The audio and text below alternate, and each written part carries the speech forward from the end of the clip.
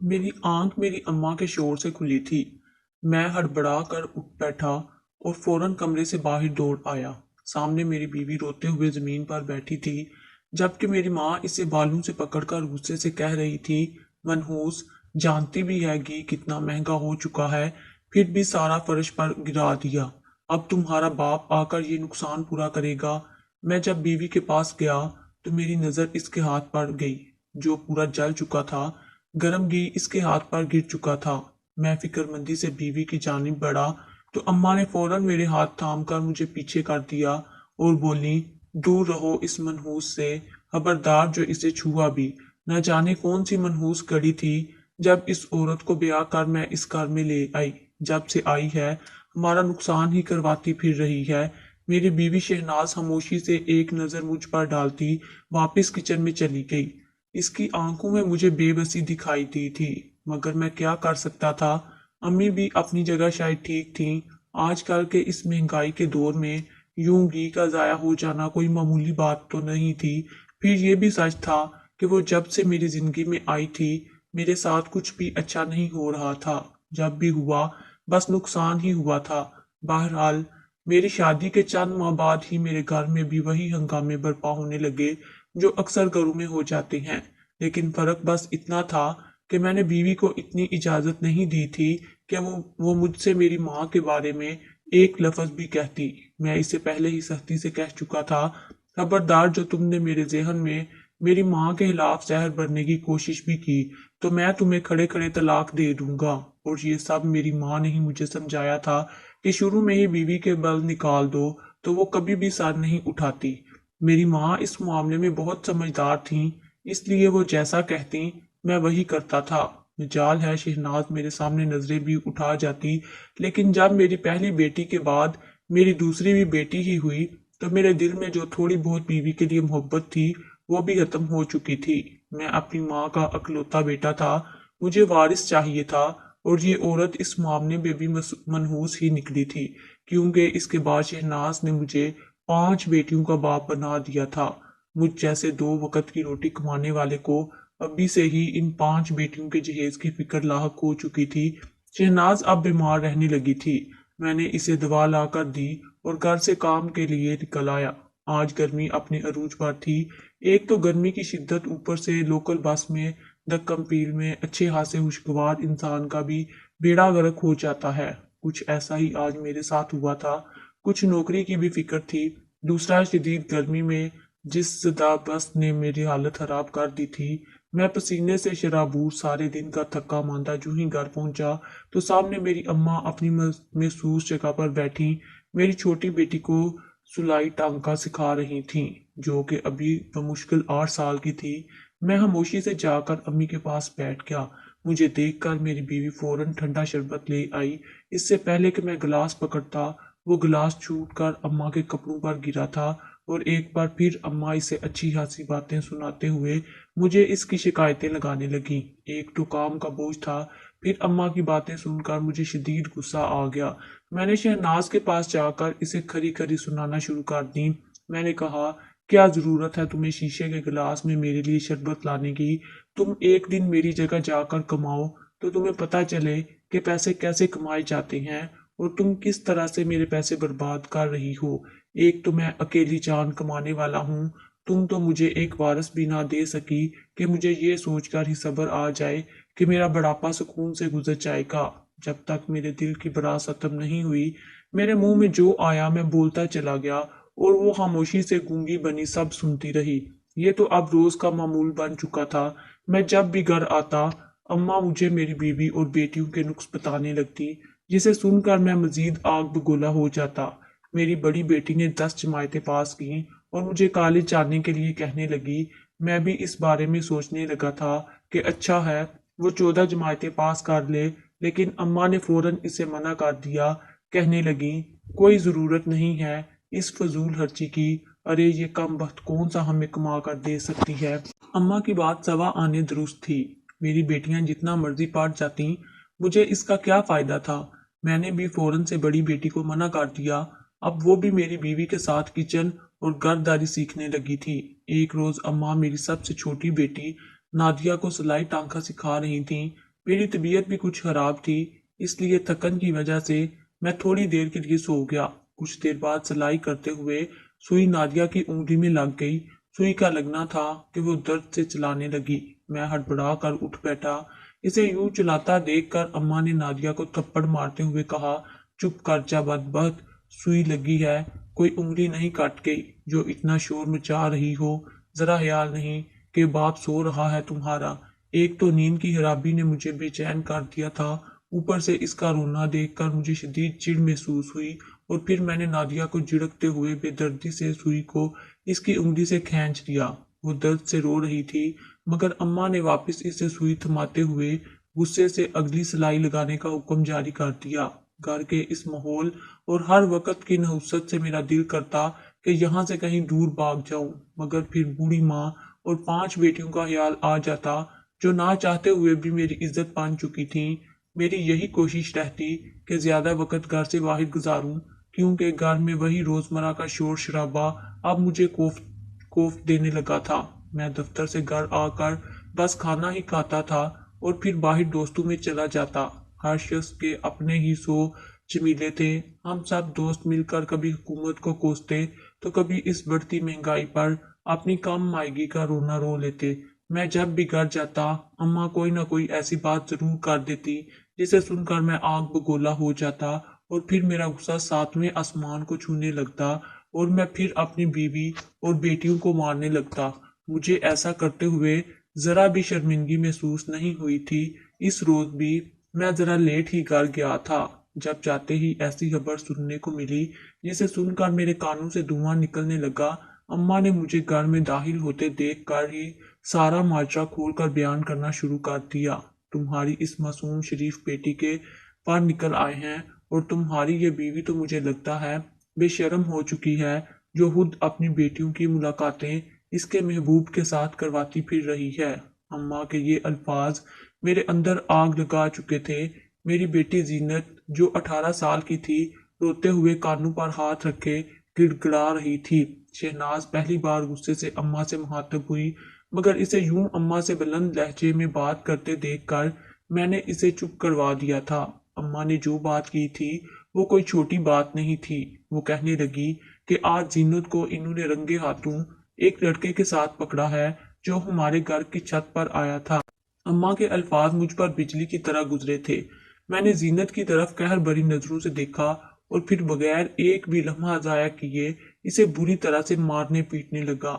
मेरे हाथ में जो आता गया मैं इसकी जानब फेंकता रहा। शहनाज रोते हुए मेरे कदमों में गिरकर मुझे रोकने की कोशिश कर रही थी। वो कहने लगी कि वो लड़का छत से सिर्फ अपनी गेंद लेने आया था। इत्तेफाक से जीनत वहीं मौजूद थी, इससे ज्यादा और कुछ नहीं। मगर मेरे सर पर तो गैरत के नाम पर ऐसा भूत सवार था कि मैं शायद जीनत को जान से ही मार डालता, क्योंकि मुझे तो सिर्फ अपनी अम्मा के अल्फाज पर यकीन था। जीनत में होश हो चुकी थी या मर चुकी थी, मैं कुछ नहीं जानता था। मेरा वजूद पसीने से पूरी तरह शराबूर था। मैंने अम्मा को इशारा करते हुए कहा कि कल ही कोई रिश्ता देखो बदबख्त का और इसे रुखसत करो। मुझे इस बोझ को मजीद सर पर सवार नहीं रखना। कितनी ही देर जीनत यूं ही जमीन पर बेहोश पड़ी रही थी। मेरी बीवी और चारों बेटियां भी ये सब देखकर इसके इर्द गिर्द बैठी रो रही थीं। कोई हाथ मसल रहा था तो कोई पानी मुंह को लगा रहा था। मेरी बेटी नींद बेहोशी में भी यही कह रही थी कि इसने ऐसा कुछ नहीं किया, मगर यकीन कौन करता। वो सारी रात मेरी बेचैनी में गुजरी थी। मुझे इस पल पर अफसोस हो रहा था जब मेरे यहाँ जीनत नामी नासूर पैदा हुई थी। मुझे अपनी बीवी और बच्चियों से कोई खास लगाव भी नहीं था। ये शादी तो अम्मा की मर्जी से हुई थी और अब जब इसने 5-5 बेटियां पैदा की तो अम्मा का दिल इससे अच्छा खासा अचाट हो चुका था। वो मुझे कई बार कह चुकी थी कि फारिग करो शहनाज को और नई बहू ला दो, कम से कम मरने से पहले पोते का मुंह तो देख लूं। लेकिन मेरी इतनी हैसियत ना थी कि 2 बीवियों और 5 बेटियों के अखराजात बर्दाश्त करता। अगले रोज अम्मा ने रिश्ते वाली को घर बुलवा लिया। वो कई रिश्ते दिखा रही थी। कोई 40 साल का था तो कोई 50 साल का। किसी को पहली बीवी के देखभाल के लिए बीवी चाहिए थी तो कोई चौथी शादी करना चाहता था। शहनाज और जीनत एक कमरे में बैठी अपनी किस्मत को रो रही थीं, मगर इनकी तकलीफ की परवाह किसे थी। मैंने अम्मा को कह दिया کہ آپ بڑی ہیں، آپ کو جو بہتر لگے آپ وہ کر لیں، مگر جلد ہی کریں، میں مزید اسے اپنے گھر میں برداشت نہیں کر سکتا۔ میں گھر سے نکلنے لگا تو تبھی زینت دوڑے دوڑے میرے پاس آئی اور فوراً آ کر میرے قدموں میں گر گئی۔ وہ بچوں کی طرح بلک بلک کر رو رہی تھی، وہ روتے ہوئے اپنی صفائی پیش کر رہی تھی، مگر میں نے اس کی ایک بھی بات سنے بغیر پاؤں کی ٹھوکر مارتا ہوا آگے بڑھ گیا۔ اماں نے زینت کا رشتہ ایک 45 سالہ مشہور نائی سے طے کر دیا تھا۔ اس کی پہلی 3 بیویاں اس سے طلاق لے کر بھاگ چکی تھیں۔ مجھے اس سے کوئی اعتراض نہیں تھا، مجھے بس یہ تھا کہ وہ مجھ سے جہیز نہیں مانگ رہا تھا، مگر شہناز اور زینت کا بار بار رونا اور معافیاں مانگنا مجھے عجیب کیفیت میں دوچار کر چکا تھا۔ میری نوکری بھی کچھ اچھی نہیں جا رہی تھی، پھر سچ تو یہ بھی تھا میرا دل بھی اندر سے اس رشتے کے لیے رضامند نہ تھا، پھر میرے مالی حالات اتنے بھی نہ تھے کہ 150 لوگوں کا کھانا بھی دے کر بیٹی کو رخصت کر سکتا تھا۔ اگر ایک ہفتے کے اندر اندر سادگی سے رخصتی ہو بھی جاتی تو خاندان بھر میں کئی سوالات نے سر اٹھا لینا تھا، اور میں یہ نہیں چاہتا تھا، اس لیے میں نے وقتی طور پر رشتہ نہیں کیا۔ شاید پہلی بار مجھے میری بیٹی کے آنسو نے جکڑ سا لیا تھا۔ چند دن بعد ہی میرے ایک دوست نے میری بڑی بیٹی کے لیے اپنے بیٹے کے رشتے کی بات کی۔ وہ کھاتے پیتے گھر سے تھا، میں تو اس رشتے پر خوش ہو گیا۔ جب میں نے اماں سے مشورہ کیا تو وہ فوراً سے مان گئیں۔ اس بار شہناز بھی خوش تھی۔ میں نے اپنے دوست اور اس کے گھر والوں کو گھر بلا لیا۔ زینت کو دیکھتے ہی ان لوگوں نے رشتے کے لیے رضامندی دے دی، لیکن شادی وہ لوگ اچھی کرنا چاہتے تھے۔ میں نے اپنے دوست سے 1 سال کا وقت لے لیا، کیونکہ میں مالی طور پر بس اتنا ہی کما رہا تھا کہ گھر کی دال روٹی ہی پوری کر سکتا تھا۔ ایک روز اماں کہنے لگیں، بیٹا تم دوسرے ملک چلے جاؤ، یہاں رہ کر تو تم سے کبھی بھی 5 بیٹیوں کا جہیز نہیں بنے گا۔ اماں کی یہ بات بھی سچ تھی۔ میں نے کچھ دن سوچا اور پھر اپنے دوست سے رابطہ کیا جو کہ دبئی میں نوکری کرتا تھا۔ جب میں نے اسے اپنی مجبوری بتائی تو وہ کہنے لگا وہ مجھے نوکری دلا دے گا اگر میں اس کے پاس دبئی آ جاؤں، لیکن اب سوال یہ پیدا ہوتا تھا کہ دبئی جانے کے پیسے میرے پاس کہاں سے آتے۔ میں نے پہلی بار اپنی پریشانی کا ذکر شہناز سے کیا تھا۔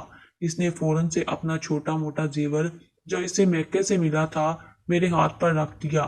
کہنے لگی، میں نے زینت کے لیے رکھا تھا، لیکن آپ اس سے دبئی چلے جائیں، وہاں اچھی نوکری لگ گئی تو میری بیٹی عزت سے بیاہی جائے گی۔ پہلی بار میں نے شہناز کو اپنائیت سے دیکھا تھا۔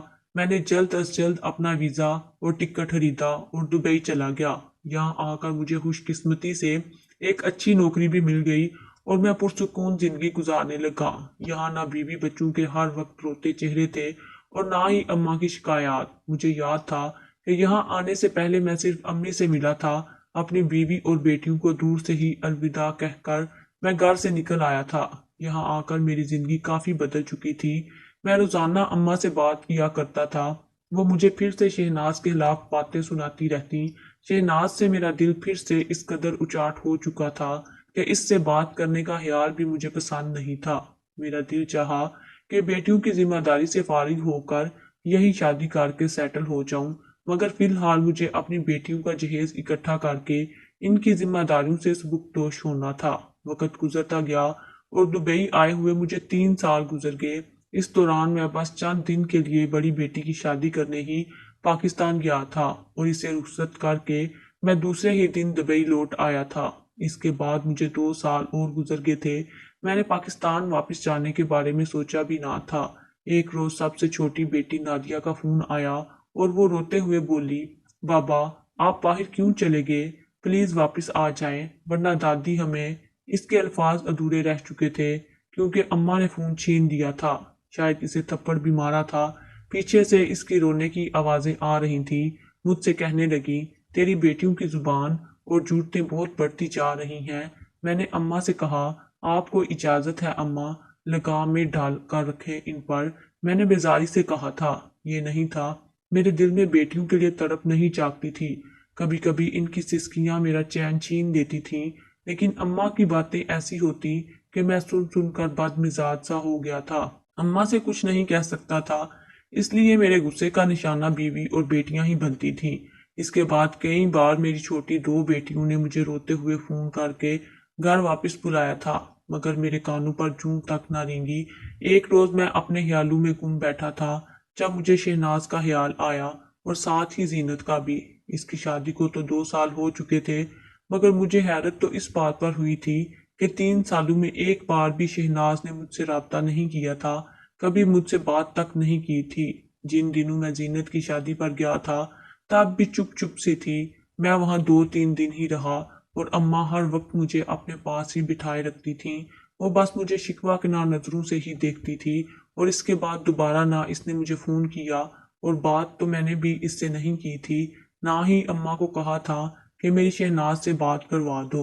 न जाने रात के इस पहर मुझे शहनाज क्यों इतनी याद आ रही।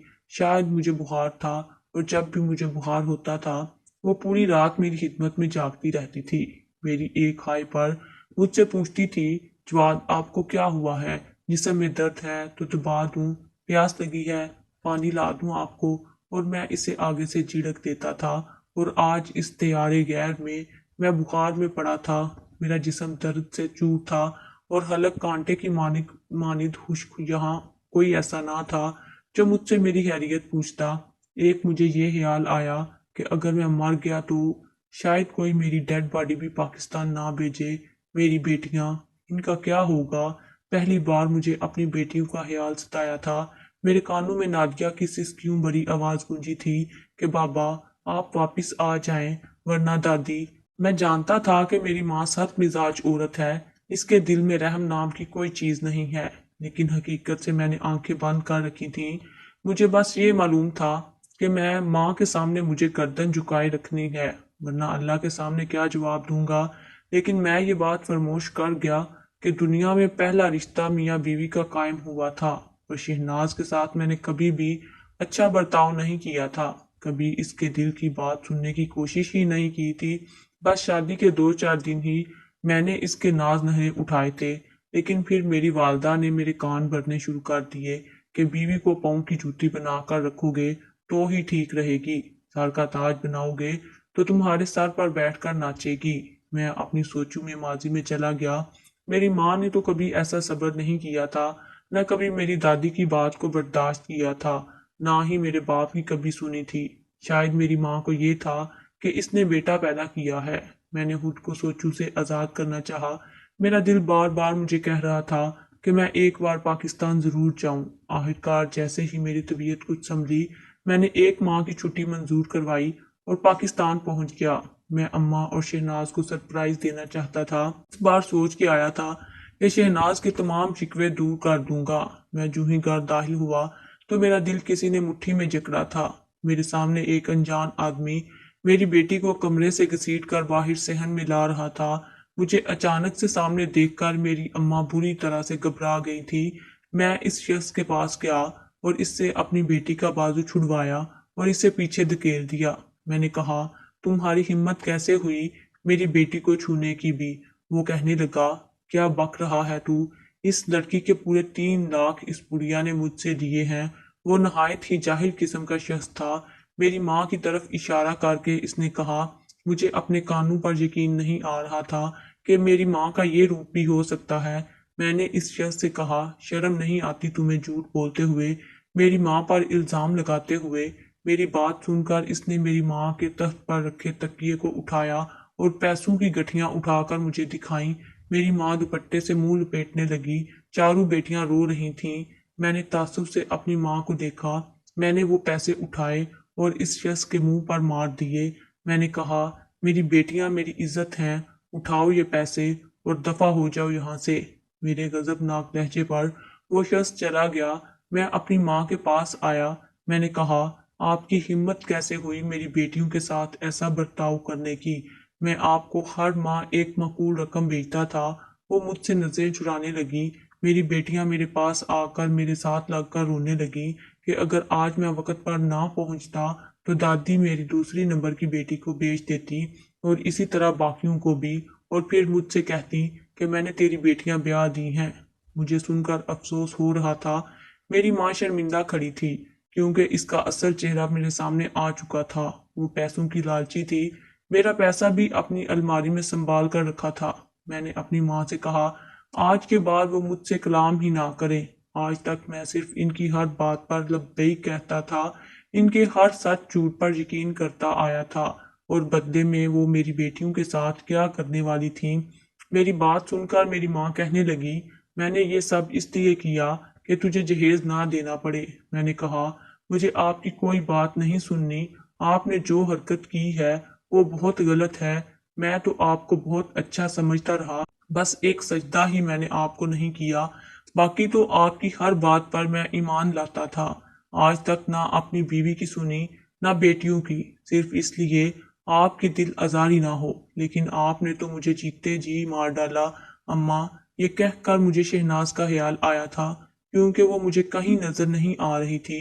میں نے شہناز شہناز پکارا تو میری بیٹیاں مجھے حیرت سے دیکھنے لگیں، کہنے لگیں، ابا، اماں تو 1 سال پہلے ہی فوت ہو گئی تھیں، اس خبر نے تو میرے سر پر بم پھوڑا تھا، شہناز مر چکی تھی اور مجھے خبر تک نہ کی گئی۔ وہ کہنے لگی، دادی تو کہہ رہی تھی آپ کو بتا چکی ہے، لیکن آپ نے آنے سے انکار کر دیا۔ میری ماں آج میرے سامنے چپ تھی۔ میں تو اس بار شہناز سے معافی مانگنے آیا تھا، وہ مجھے معاف کیے بنا ہی چلی گئی۔ کیوں چلی گئی؟ کیسے چلی گئی؟ میں بھاگتے ہوئے قبرستان پہنچا تھا، ایک قبر پر اس کے نام کی تختی دیکھ کر وہیں بیٹھ کر رونے لگا، پھوٹ پھوٹ کر رونے لگا کہ وہ مجھے معاف کر دے۔ اپنی ماں کی نافرمانی سے بچنے کی خاطر میں اس کے ساتھ بہت بڑی زیادتی کر گیا تھا۔